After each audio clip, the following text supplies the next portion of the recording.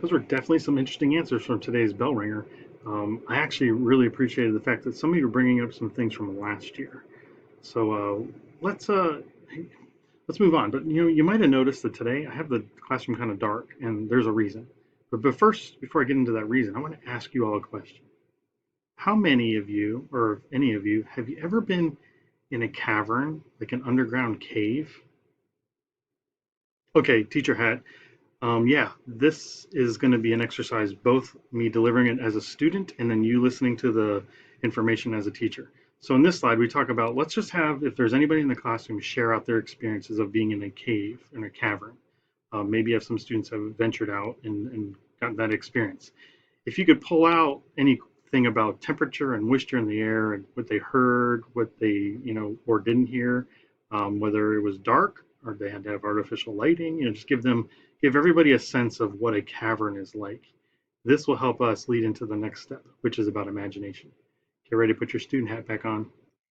Whoa, that was cool. Thanks for sharing. I almost feel like I could understand what it's like to be in a cavern based on some of your descriptions. But actually, I want us all to get in that mindset. We need to use our imagination. So, first of all, this classroom's dark, and I need to do one more thing to help us out with this. Here we go. Okay, now the classroom is a cave. We're in a cavern deep, deep underneath the earth. I mean, thousands and thousands of feet of earth are above us. Thousands and thousands. Um, it's cold. It's There's a lot of moisture in the air. I can feel the humidity. I can hear water dripping, and I see behind me all these stalactites and stalagmites.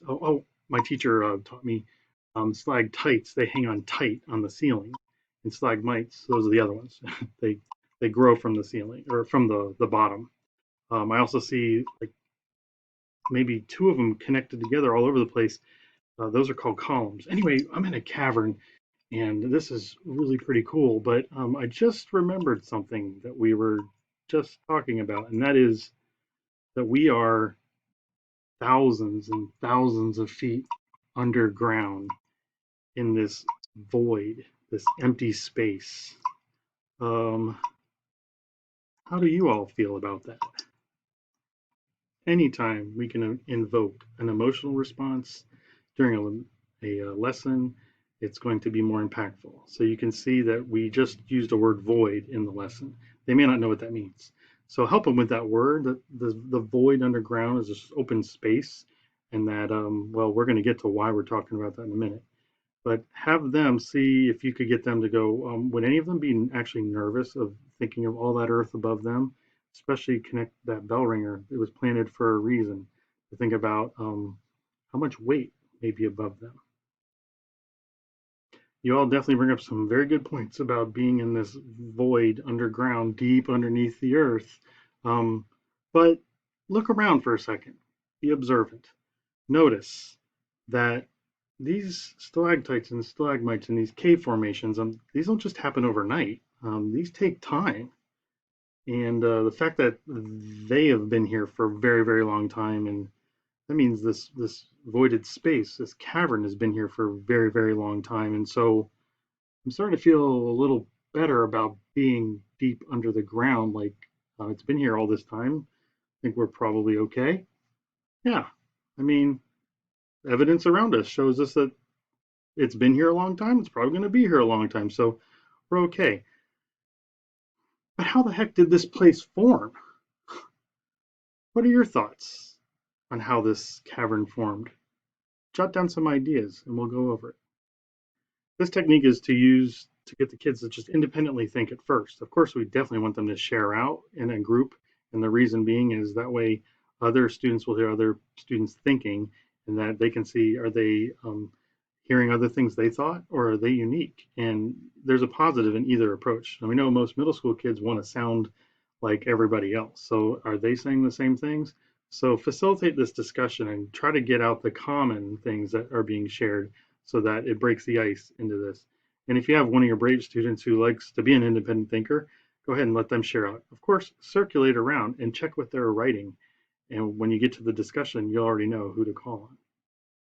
So thanks for sharing out, everybody. Those are some really good ideas. But let's see.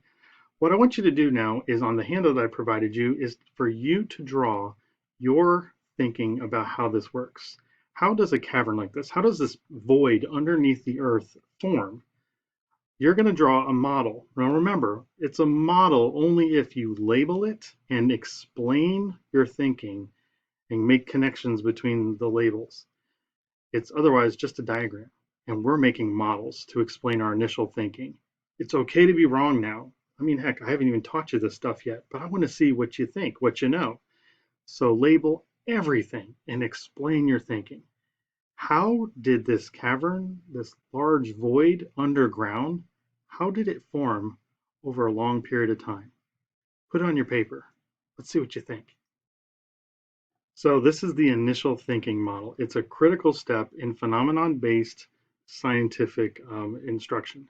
We start with the phenomenon, and then we can't go wrong teaching anything.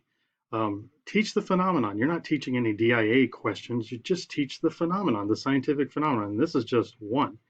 Cavern forming underneath the ground, the deep void underground. This is just one of the phenomena in the unit. This one's so cool. Anyway, this initial thinking model, get the kids to draw out what they think first. Tell them to use the word void. And by the end of class today, they should totally know what a void is, that empty space underground. And that's going to be really critical to interpret other things going on in the phenomenon-driven processes of this unit. Oh, I should also mention, I'm going to end in student mode. Watch for the little curveball that I throw at the end to add into their model. Here it comes. So I'm walking around and seeing some of your models, and they're looking pretty good. I gotta share something with you. I was walking around in this cavern, and I found a couple things. One of them was like loose on the ground here, and the other one I had to kind of wedge out of a piece of rock. Um, well, this looks like, and it is, shark tooth. And this looks like part of a broken clamshell.